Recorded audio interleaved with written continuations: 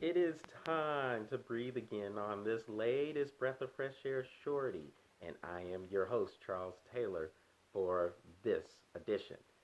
So, in a throwback, or not even a throwback, as a salute for my boy Patrick Brackett, let's talk about who is under the proverbial microscope. And today, it is the PGA Tour and Live Golf. So, you two are under their microscope. Let's get it. So as y'all might have heard on Tuesday, the PGA Tour and Live Golf are in I guess, a preliminary agreement. I guess it's the best way to use that. It is the best way to describe what is going on here.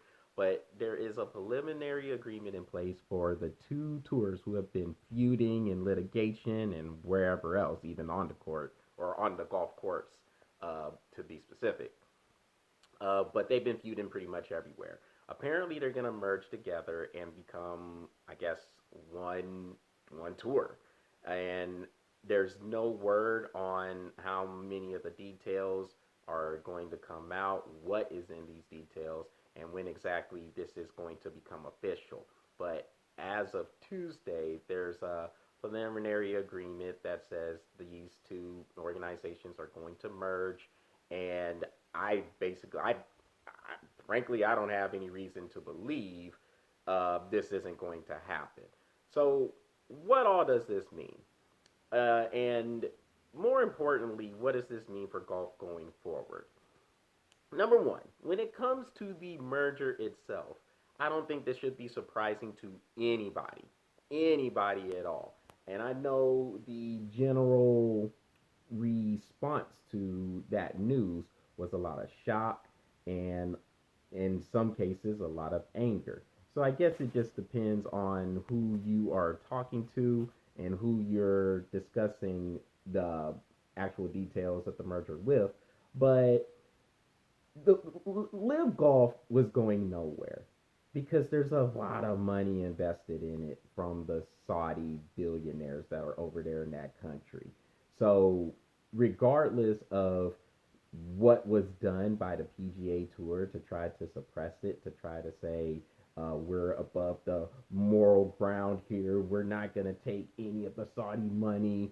You have Rory McIlroy, who was one of the most outspoken critics of the Live Golf Tour, and some of the golfers who went over there, like Brooks Koepka, who won the PGA Championship a few weeks ago, by the way, Bryson DeChambeau, Dustin Johnson, just to name a few. Patrick Reed went over there too, and of course Greg Norman was, I guess, one of the heads of the Live Tour. More on that name and some of the other parties involved in a minute, but a lot of shock came through, and the PGA Tour commissioner, let me make sure I got the name right. Yeah, Jay Monahan, and more on the partnership between him and the guy who oversees Live Golf, Yasir Al Ramayan.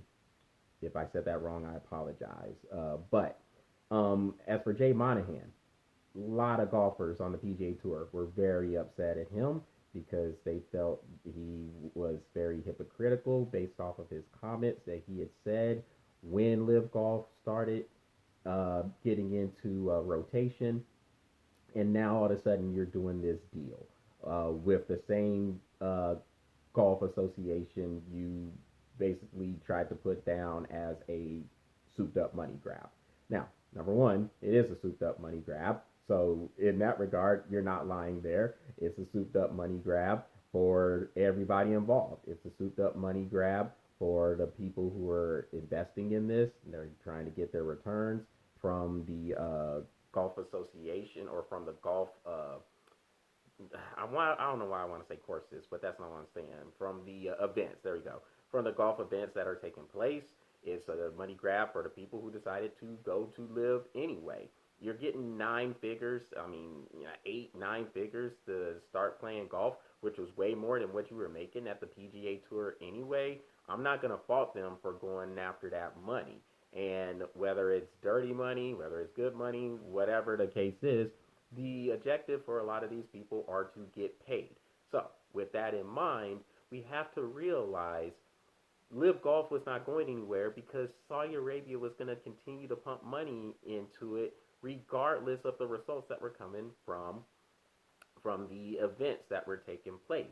And the PGA Tour, even though they wanted to act like they were above taking any of that money, it was going to get to the point where the money the Saudis were putting into this was going to be too much to overcome, and it was going to be too much not to say no to. And we had discussed this. Patrick and I have discussed this during numerous webcasts.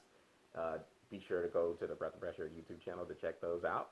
But we had discussed this when Live Golf started up, and it was going to become a situation where the PGA Tour was going to see what was out there in terms of the money and in terms of the golfers that left the PGA Tour to go over to Live Golf.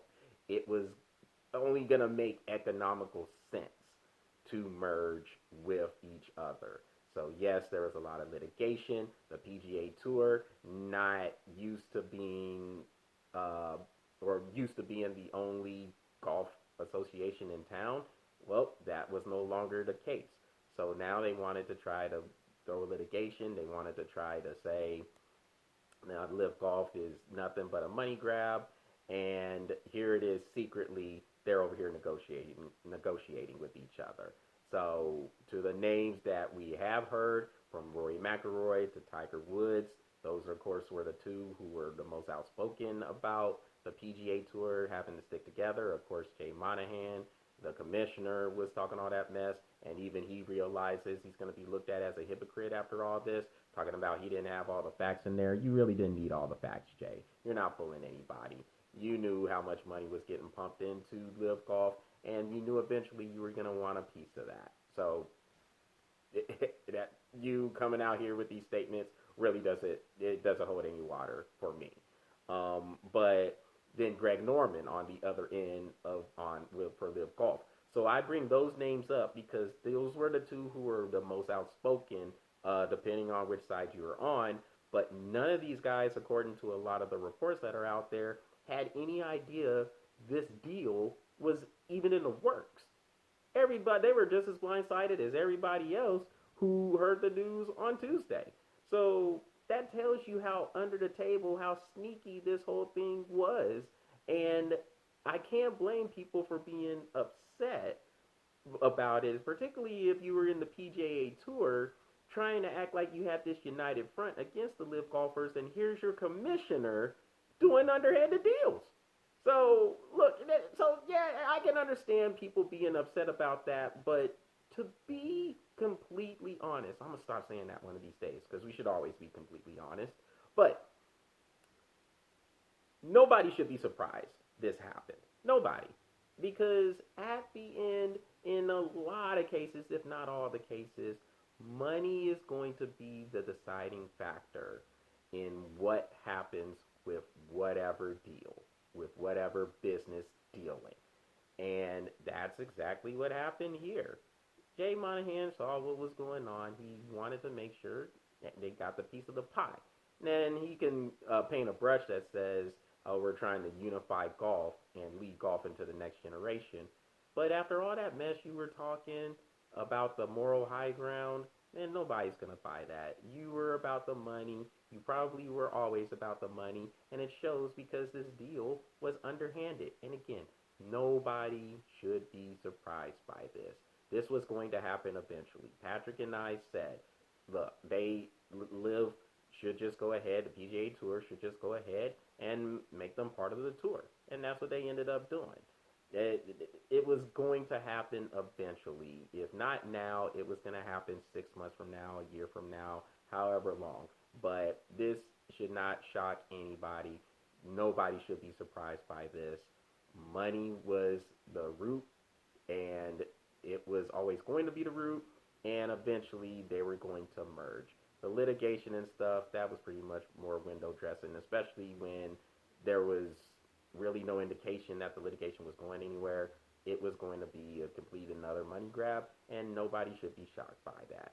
So, with that, that will conclude this edition of the Breath of Fresh Air webcast. That is what I'm breathing on for today, or the webcast, sorry. This Breath of Fresh Air Shorty, excuse me. Y'all make sure y'all go to the Breath of Fresh Air YouTube channel, smash that subscribe button, and keep the likes coming, or excuse me, follow the Breath of Fresh Air Facebook page. So until next time, y'all take it easy, and we will talk soon.